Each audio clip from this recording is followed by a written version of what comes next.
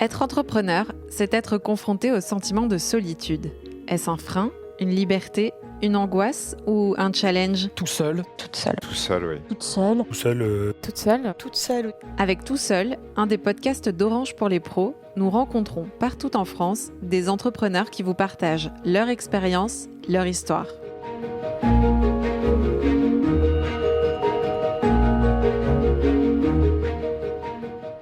Dans ce nouvel épisode de Tout seul, nous avons rencontré Luc Salcedo, un chef niçois qui est passé avec succès de la préparation des plats méditerranéens dans son restaurant à la production de chips de soca dans son usine. Nous avons voulu comprendre comment il a relevé ce pari audacieux et un peu fou, commercialiser à grande échelle une recette élaborée tout seul derrière ses fourneaux. Pour cela, nous avons passé la journée avec lui. Je viens d'un petit village qui s'appelle La Gaude. C'est un petit village qui est au-dessus de Nice. Et j'ai eu la chance d'avoir une famille, notamment un grand-père et une mère qui est très très bon cuisinier et cuisinière. Mon grand-père était boucher, traiteur, et j'ai appris la cuisine provençale avec lui. Et puis je passais mon temps dans la boucherie, à goûter la viande, à écouter. Donc j'allais aux abattoirs avec lui. Et puis après, on allait à la maison. Quand il cuisinait, je me mettais avec lui. On faisait bien sûr toutes les spécialités provençales, etc., etc. Donc là, vraiment est venu le goût de la cuisine. Donc on faisait les tripes. Là, il avait créé une petite cuisine dehors. Et bien on restait dans le jardin pendant que les tripes elles étaient en train de cuire. Et voilà, on faisait ça. On faisait des tourtes, tourtes brigasques. Il y a plein de plats comme ça qu'on faisait régulièrement. On faisait les gnocchis, on faisait les raviolis. Donc c'était vraiment une cuisine très provençale. De là, ça m'a donné un petit peu l'envie de cuisiner. Et puis, je me suis dit, je vais faire ça. À l'époque, mon père était pas très content. Et puis, dans ce village de La Gaude, il y avait IBM qui était là. Il m'a dit, non, mais il faut que tu sois ingénieur à IBM, etc., etc. Donc, et puis, mon père me disait, mais la cuisine, tu comprends, c'est des contraintes, c'est compliqué. Et puis, je me revois encore ça aujourd'hui. T'as pas de congé, t'as pas de jour de repos, tu vas travailler toute la journée, c'est dur et tout. Oui, c'est vrai que c'est dur, mais c'était une passion. Et la passion, elle s'est avérée réelle parce que aujourd'hui, voilà, c'est toujours une passion.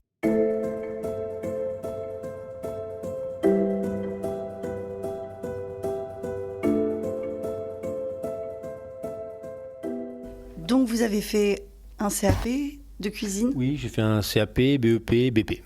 Tout à fait, l'école hôtelière. Donc j'étais à Cagnes-sur-Mer à Escoffier, puis ensuite à Néré à Cannes et à Nice à l'ancienne école hôtelière. Alors la première expérience, ça a été dans un restaurant au Creux de Cagnes avec monsieur Hervé Cobzy. Donc ça a été vraiment une belle première expérience au bord de la mer, dans un super restaurant avec une personne qui m'a beaucoup apporté. Tous mes chefs de cuisine m'ont apporté. Il y a eu des restaurants plus simples, il y a eu des restaurants gastronomiques, il y a eu également bien sûr des palaces, des relais châteaux, donc on travaille complètement différemment. Mais l'avantage qu'il y a, c'est que en fait on apprend beaucoup de choses. On parlait tout à l'heure de Hervé Cobzy, qui était mon premier chef. Lui, il me disait mais pourquoi alors quand je travaillais, il passait derrière moi et puis il me disait pourquoi tu jettes ça ? Je comprenais pas, j'étais jeune et il me disait mais tu verras quand tu seras à ton compte, tu comprendras pourquoi je te dis ça, parce que tu le jettes alors que c'est encore commercialisable. Tu vas prendre une courgette qui fait 20 cm, pourquoi tu vas jeter 5 cm d'un côté et 5 cm de l'autre alors que tu peux en jeter que un d'un côté, un de l'autre. Voilà, c'est mécanique, c'est tout bête comme truc. Donc c'est vraiment sur le gaspillage, mais bon, j'ai compris après que c'était très important de faire attention. Et puis après, il faut savoir que dans la restauration, il y a plusieurs types de formats. C'est-à-dire que soit on reste et on peut rester pendant 30 ans chez un patron, soit on décide de faire un cursus professionnel particulier où là, on va vraiment apprendre au maximum. Mon souhait, moi, c'était d'apprendre le plus possible et le plus rapidement possible dans un but d'ouvrir mon propre restaurant. Vous vous souvenez de votre premier jour dans votre restaurant ? Le premier jour que j'ai visité ce restaurant, c'était avec ma femme, Christine, et ma fille, Marina, ma première fille. Et on est rentré dans ce restaurant, c'était un tout petit restaurant plein centre-ville. Et en fait, quand on est rentré, elle a dit « si Julie ». Et quand elle a dit si Julie, on a craqué. Moi et ma femme, on s'est regardé, on a dit waouh, c'était vraiment le premier jour. Et après, quand je l'ai ouvert, j'avais vraiment une cuisine méditerranéenne. Ce qu'on appelle une cuisine méditerranéenne, c'est une cuisine vraiment qui tourne autour des produits méditerranéens. Et j'avais aussi bien un plat qui était vraiment local. Pour vous donner un exemple, par exemple, je faisais des cannelloni. Donc cannelloni, c'était vraiment un plat extraordinaire, c'est la recette de ma maman. Donc cannelloni, viande de veau, viande de bœuf, épinards, sauce tomate, voilà, c'était vraiment fabuleux. Et à côté de ça, j'avais un plat qui était digne d'un restaurant étoilé.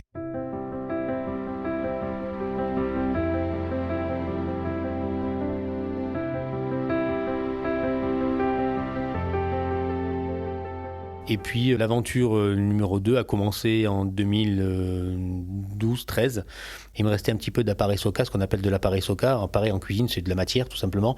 Et là, on avait l'appareil Soka, c'est un petit peu de liquide, comme une pâte à crêpes. Et j'ai souhaité travailler dessus et voir un petit peu ce que je pouvais en faire. Là, je me suis concentré plus sur le côté croustillant de la Soka. Il faut savoir que la Soka, quand on la mange principalement sur les marchés. C'est une galette de pois chiches. C'est un mélange d'eau, d'huile, de sel et de poivre qui est cuite à haute température dans des plaques en cuivre et en fait qui se mange sorti de four.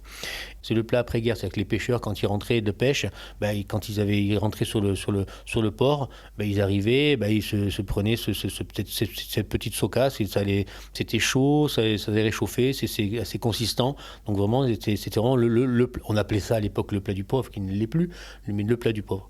Voilà, ça se mange sur Nice, mais pas que, ça se mange pas que sur Nice, ça se mange un petit peu partout. La Soka, c'est vraiment... le pois chiche est utilisé dans tout le bassin méditerranéen. Nous, chez nous, ça s'appelle la Soka, mais avec les mêmes ingrédients, on fait la même chose. Par exemple, à Toulon, ça va être la cade. En Italie, c'est la farinata, etc., etc. Et on la mange, sur le marché, dans les petits restaurants, ou alors les ambulants, etc. C'est un encas. Ouais, c'est un encas. Ça se mange toute la journée, chaud. Et donc vous aviez un appareil à Soka parce que ce jour-là, vous aviez proposé la Soka à la carte ? Parce que je mettais régulièrement de la Soka dans mes plats. En l'occurrence, là, de tête, je sais ce que c'est, même je me rappelle bien. Je faisais une galette de pois chiches et je faisais une piperade poivron, tomate avec des filets de rouget. Je récupérais le jus de la piperade réduit, monté au beurre. C'était vraiment mon plat, quoi. En fait, c'était un plat signature. Et comme il me restait un petit peu d'appareil, j'ai travaillé là-dessus et je me suis penché. Voilà. Tout ça pour dire que la Soka, il y a toujours des parties plus ou moins croustillantes, brûlées, moelleuses, grasses, etc. Et moi, la partie croustillante m'a interpellé. Donc je suis allé là-dessus. J'ai travaillé dessus, sans rien dire à personne. Et puis après, j'ai appelé ma femme, Christine, j'ai fait goûte ça, qu'est-ce que t'en penses ? C'est ma goûteuse tout le temps. Moi, je goûte pas beaucoup ma cuisine, je goûte souvent à la fin, mais je suis comme ça. Et elle me dit, c'est pas mal, c'est assez original, on va peut-être le proposer. Entre-temps, les enfants, ils ont goûté, les amis, ils ont goûté, la famille, ils ont goûté, les clients, ils ont goûté. Et puis, je me suis amusé à faire 1 ou 2 paquets, comme ça, vraiment, pour un jeu, en fait. Vous avez appelé ça chips tout de suite ? Pour vous, c'était très clair que c'était une chips. Ouais, c'était chips, c'était Soka, donc Soka chips. Et donc, on avait mis ces petits bols de chips sur table. Et de suite, ça a fait involontairement un retour de marché. Donc, les gens ont aimé. Qu'est-ce qui se passe ? C'est bon, super, c'est bon. Et puis, ils ont commencé à dire, mais est-ce que je peux vous en acheter un paquet ? C'est pas trop et tout. Donc, au début, on donnait 1 paquet, 2 paquets, 3 paquets. Puis après, on s'est dit, non, ils en veulent, on va en faire un peu plus, etc., etc. Et puis, on a fait 1, 2, 10, 15, 20, 30. Et puis arrivé à 50, je dis on peut plus continuer comme ça. Mon travail, j'arrive même pas à le faire parce que je faisais que des chips quasiment. Donc il a fallu trouver vite une solution. Et la solution, ça voulait dire arrêter les restaurants, vous lancer. Enfin, il y a quand même un fossé entre fabriquer 50 paquets de chips et démarrer carrément un modèle de production, tout ça. Enfin, c'est carrément notre métier. C'était pas votre métier d'ailleurs. Comment tout ça s'est construit dans votre tête ? Ça s'est construit très rapidement parce qu'il a fallu rebondir. En fait, il faut savoir que c'est pas donné à tout le monde d'inventer quelque chose. Souvent, les gens se disent je vais inventer quelque chose et tout, puis toute leur vie ils cherchent. Bon, mais moi ça m'est tombé dessus. On s'est mis autour d'une table, mes enfants, mes 2 filles, Christine et moi, et puis on s'est posé la question. Qu'est-ce qu'on fait ? Est-ce qu'on continue le restaurant ou est-ce qu'on arrête le restaurant et on se lance dans ça sans savoir ce que c'était ? Et puis en fait, les enfants, ils ont dit, c'était petite, les enfants, ils ont dit, Ils avaient quel âge ? Les enfants, ils avaient 11 ans, 11 et 12 ans. Et puis finalement, rapidement, en quelques secondes, on a dit, allez, on y va. Parce que de toute façon, c'est pas donné à tout le monde, on n'a qu'une seule vie, donc l'aventure, il faut la vivre à fond, donc on y va. Donc on a décidé de vendre le restaurant. C'est ce moment de bascule-là où justement, vous sortez de votre grotte quelque part, c'est-à-dire qu'en fait, vous ne pouvez plus être tout seul. L'idée, c'est vous, tout seul dans votre cuisine, mais il y a un moment donné où vous pouvez plus être seul en fait. Tout à fait, on dit toujours derrière un grand homme, il y a une grande femme, c'est déjà mon cas. Et en plus de ça, faut dire que tout seul, comme vous dites, il y a l'idée, c'est bien, c'est super, mais après il y a le reste. Et puis il faut apprendre. Il faut apprendre, on ne peut pas tout savoir, on ne peut pas tout apprendre, on ne peut pas tout connaître. Donc encore une fois, s'entourer, c'est le meilleur élément, même si on reste la locomotive qui tire le wagon, mais c'est vrai qu'être entouré, ça n'a pas de prix. Oui.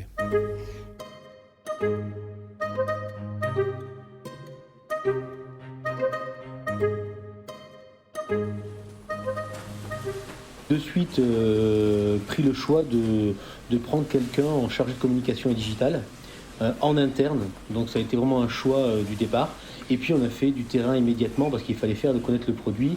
On a immédiatement créé donc, un site internet, ensuite on a créé une page Facebook, Instagram. Et là on est sur donc, bien sûr tous les réseaux sociaux, Twitter, LinkedIn et maintenant TikTok. Donc on est vraiment présent sur tous les réseaux sociaux. Ça a donné envie en fait aux gens d'aller consommer le produit. Je suis Fabienne Rigour, je suis directrice marketing commercial et digital pour la marque Soca Chips, les marques Soca Chips, Soca Apéro pour la société Nice Gourmet. À l'occasion de mon anniversaire, 12 mai 2014, on s'est dit avec les enfants et donc Sébastien qu'on allait aller manger chez Luc et Christine au restaurant Luc Salcedo.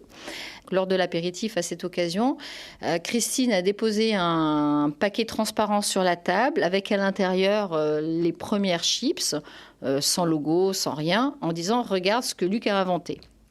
Donc juste pour la petite histoire, moi je suis niçoise, je suis issue de parents niçois, grands-parents niçois, piémontais. Donc pour nous, tout ce qui est tradition culinaire, tradition et puis le local, voilà, ça fait partie de mon ADN. Et la Soca encore plus. Mon papa a toujours dit il y a des choses fabuleuses à faire avec la Soca, c'est certain. Depuis que je suis toute petite, j'entends parler de ça. On déguste ses premières chips pour la première fois en famille et on a adoré. On a commencé, on a échangé un petit peu comme ça, de manière informelle. Moi, je travaillais à cette époque-là dans une agence de stratégie web marketing. Et donc, j'ai appris que dans la semaine, il y avait une interview de Nice Matin, fin de semaine, je crois. Je me suis dit, vous ne pouvez pas avoir un article sur Nice Matin qui sort sans avoir de page web, sans avoir de réseaux sociaux, sans avoir une adresse email, sans avoir tout ça. Et donc, en 2-3 jours, parallèlement à tout ça, on a mis ça en place.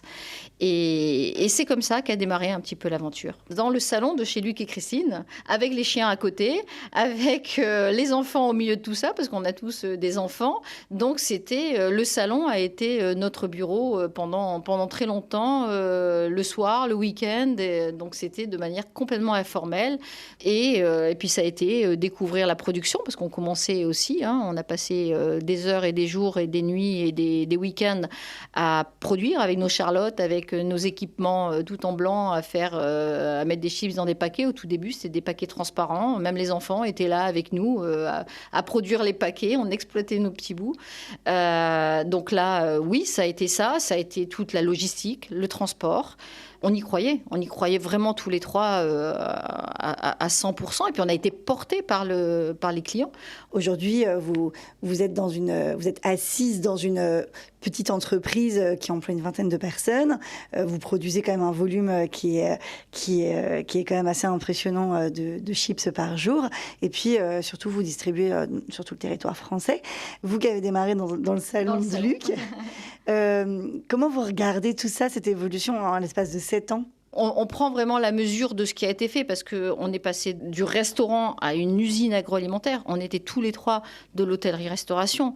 Ça a été un apprentissage, ça a été... Voilà. En plus, il y a des marques qui se développent, qui ne font, entre guillemets, que du marketing et du commercial, et qui sous-traitent la distribution. Nous, c'était une innovation, et on gère tout de A à Z. C'est-à-dire on a créé un laboratoire agroalimentaire. Donc, je pèse mes mots, vraiment, avec une innovation en termes de produits, où on est parti d'une page blanche en termes de marque, en termes de communication, en termes de commercial, en termes de boutique. Tout a été construit et c'est vrai que ça donne le vertige quand on reprend conscience de ça et on se remet vite dans le quotidien et dans la projection à venir.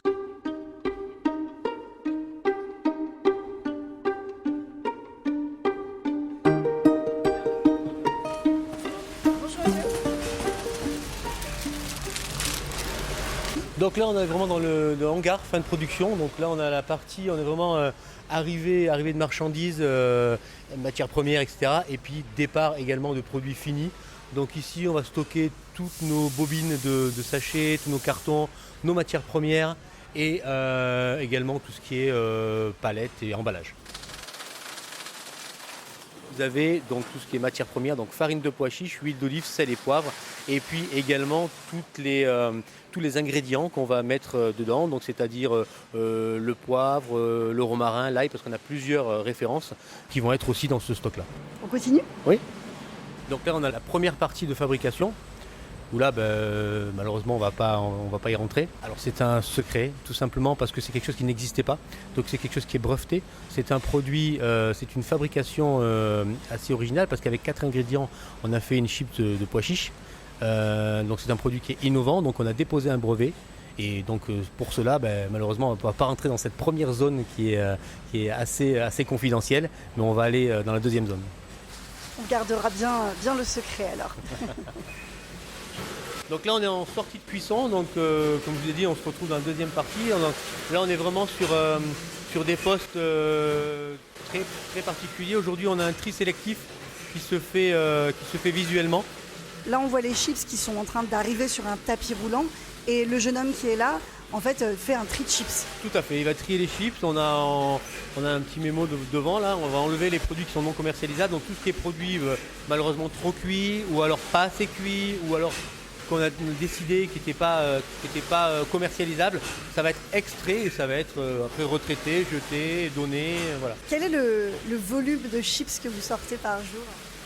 Alors en volume de chips, aujourd'hui on va faire à peu près entre 3 et 5 000 sachets par jour.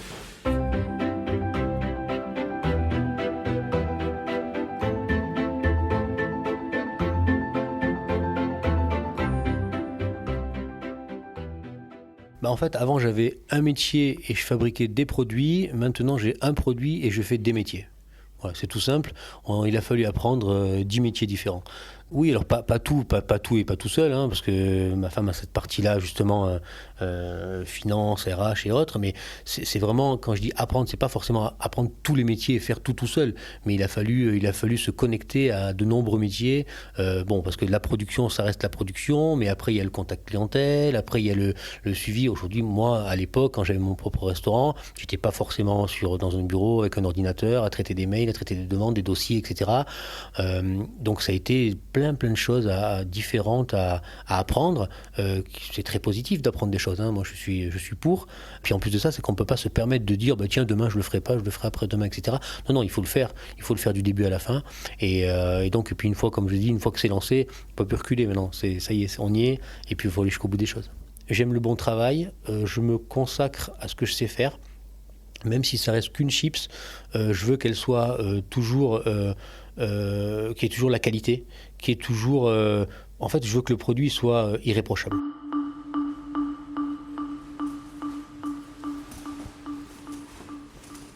Là, on voit, vous êtes devant la chaîne, vous ne pouvez pas vous empêcher de toucher au carton. C'est pour donner un petit coup de main, c'est normal. On passe, on donne un petit coup de main. La cadence est relativement soutenue. Donc les personnes qui sont en poste, ils ne peuvent pas trop bouger en fait. Vous voyez, la personne là qui est actuellement en train de mettre les sachets dans le carton, donc on lui demande plusieurs choses à vérifier, donc notamment si le paquet est correctement fermé, mais pas que, elle a aussi le rôle de s'assurer qu'il y ait bien 12 sachets dans le carton et pas 11 et pas 10, parce que le client l'attend 12 et pas moins. Et à côté de ça, elle va devoir faire sa palette, vérifier que son carton soit bien mis, mettre l'étiquette, vérifier que le scotch soit bien positionné. Donc tout ça, c'est manuel. Donc c'est vrai que l'opérateur, quand il est en poste, il peut rarement prendre le temps de s'absenter de son poste. Combien de personnes travaillent ici aujourd'hui ? Alors là, on est sur une période estivale, on est sur 2 shifts, on est à peu près une dizaine de personnes en production. On est 20 personnes en tout. En tout, vous êtes 20 personnes ? Oui. Comment vous répartissez votre temps de travail aujourd'hui ? Est-ce que vous avez le temps aujourd'hui d'être avec vos employés sur la chaîne de production ? Je pense que la personne qui voit le plus, c'est moi. Chef d'entreprise, c'est chef d'entreprise. C'est-à-dire que vous avez plusieurs casquettes. Pour vous donner un exemple, ce matin, j'étais là à 6h et j'ai dû faire l'ouverture. On a la marchandise qui est arrivée et en même temps qu'on ouvre le site, on a et la marchandise qui arrive et la marchandise qui part et la ligne à mettre en place et les problématiques que tout le monde peut rencontrer d'une personne qui est peut-être absente ou peut-être en retard, etc., etc.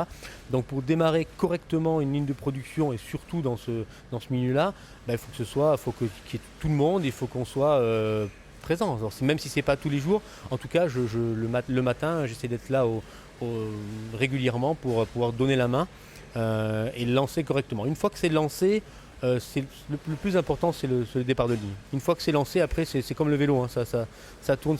On s'arrête que s'il y a un maillon qui est cassé. Mais là, la cadence, on ne peut plus la bouger parce que c'est les machines qui vous donnent la cadence de travail. Il y a des gens qui se lèvent le matin et qui ont du mal à travailler. Moi, je me lève le matin pour travailler. Là, ce sont des cartons qui vont partir dans les magasins. Aujourd'hui, on est sur une référence édition limitée. On a créé pour cette année un packaging différent, très coloré aux couleurs de Nice, pour vraiment amener un peu de soleil, un petit peu tout ce qui se passe. Donc ces cartons, c'est des palettes de à peu près 1m80 qui vont rentrer dans des camions et chaque jour on a à peu près un camion qui vient chercher, qui est équivalent d'une vingtaine de palettes qui sortent par jour pour les magasins. Et vos points de vente, ils sont où ? Alors nos points de vente, ils sont principalement dans la région PACA. On est bien distribué dans cette région-là. Sinon, on est également dans pas mal de villes de France et puis un petit peu à Paris aussi. Et puis on travaille aussi avec des autres circuits de distribution parce qu'il faut savoir qu'on est en circuit de distribution, on va avoir la grande distribution, mais on va avoir aussi le commerce de proximité et également le café, hôtel, restaurant. Ça vous fait quoi de voir ces cartons-là qui partent parfois à l'autre bout de la France alors que finalement ce produit il y a 7 ans il n'existait que dans votre tête ? Je suis fier parce que c'est une marque qui est bien assise, c'est une marque qui est respectée, le produit est apprécié par les consommateurs et en plus de ça, notre souhait c'était vraiment de dire que la Soka n'a pas eu le temps ou n'a pas forcément voyagé pendant très longtemps et aujourd'hui grâce à Soka Chips, elle peut voyager un petit peu partout.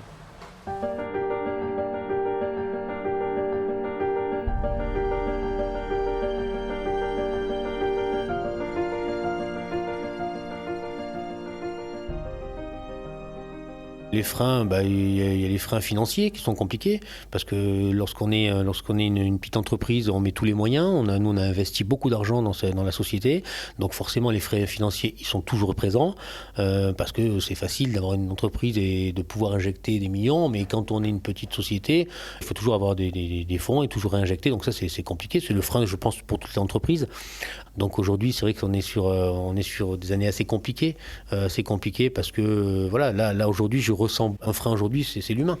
C'est l'humain parce que les gens ont de moins en moins envie de travailler, parce qu'il y a eu beaucoup de paramètres et beaucoup de choses qui ont fait que les gens, ils veulent une qualité de vie avant peut-être un travail, ils ont moins de perspectives d'avenir, etc., etc. Donc ouais, ça c'est un frein. Ouais. Vous avez du mal à recruter ? On a du mal à recruter, mais comme beaucoup d'entreprises, on n'est pas les seuls. On essaye de faire le maximum, d'être très présent, d'être à l'écoute des employés. Moi, j'ai besoin de ça. Je suis très humain, j'ai besoin de ça parce que je l'ai eu et je le cautionne absolument. Moi, un employé qui me dit « Chef, j'ai mal aux pieds, je veux des chaussures plus grandes », je vais les acheter dans l'après-midi. Donc je suis très proche. Un employé qui me dit « J'ai un problème, je dois partir », je vais le remplacer, etc., etc. Donc ça, c'est quelque chose que je vais faire. Mais parallèlement, aujourd'hui, on sent qu'il y a vraiment il y a moins d'ambition d'avenir en fait. Et ça c'est un frein, surtout quand on est entrepreneur et qu'on a envie de s'entourer de bonnes personnes. Parce que moi, je dis toujours, qu'est-ce que vous avez comme avenir derrière ? C'est ça, ok, on travaille. Vous savez, moi, quand j'étais jeune, la seule chose que je voulais pas faire et que je disais à mon père, mais je pourrais jamais travailler dans une usine. Et c'est vraiment la phrase que je faisais. C'est incroyable. Hein. Je ne pourrais jamais travailler dans une usine. Quand j'étais petit, je voyais des reportages. Les femmes, en fait, mettaient des sardines dans les boîtes. Pendant des heures. Je dis, mais moi, je peux pas faire ça. Bon, aujourd'hui, je suis à la tête d'une usine. Et j'y suis dedans régulièrement. Et ce que je me dis, c'est qu'en fait, c'est un travail, c'est un métier, ça dépend comment vous le prenez. Aujourd'hui, même si on est opérateur sur une ligne de production en agroalimentaire, on peut très bien trouver des choses très intéressantes pour vraiment s'approprier son travail et se dire le matin, voilà, moi je vais faire ce produit-là comme ça, je vais faire ça et tout. Et l'avantage qu'il y a aussi, c'est qu'on a la possibilité dans des entreprises comme ça, dans des petites PME, TPE, de grandir rapidement. Parce que lorsqu'on est consciencieux, qu'on a de la rigueur, qu'on a envie de travailler et qu'on a un objectif dans la vie, là c'est important. Là on va dire, ok, Moi, je vais me lever le matin et je vois, il y a des gens ici qui ont commencé en tant qu'opérateurs à l'échelon 1, qui sont partis en tant que chef d'équipe. Donc ils ont monté doucement les échelons et ils sont arrivés à des postes importants. Des postes où on va travailler avec la direction, on va travailler avec le chef de production, on va pouvoir avoir des formations, et ça c'est super important. Ça me plaît. Ouais. Le management me plaît. Quelle ambition vous avez pour votre entreprise ? Moi j'ai toujours dit, si le produit peut voyager, je serai le plus heureux. La Soca n'a jamais bougé de Nice. Pendant plus de 200 ans. Aujourd'hui, elle voyage. On est dans les aéroports, on reçoit des photos de tous les gens qui prennent les paquets aux quatre coins du monde, qui nous envoient des photos dans les îles, etc. etc. Donc oui, mon souhait, c'est que Soca Chips soit partout. Ça, c'est vraiment mon ambition. Merci beaucoup. Merci à vous.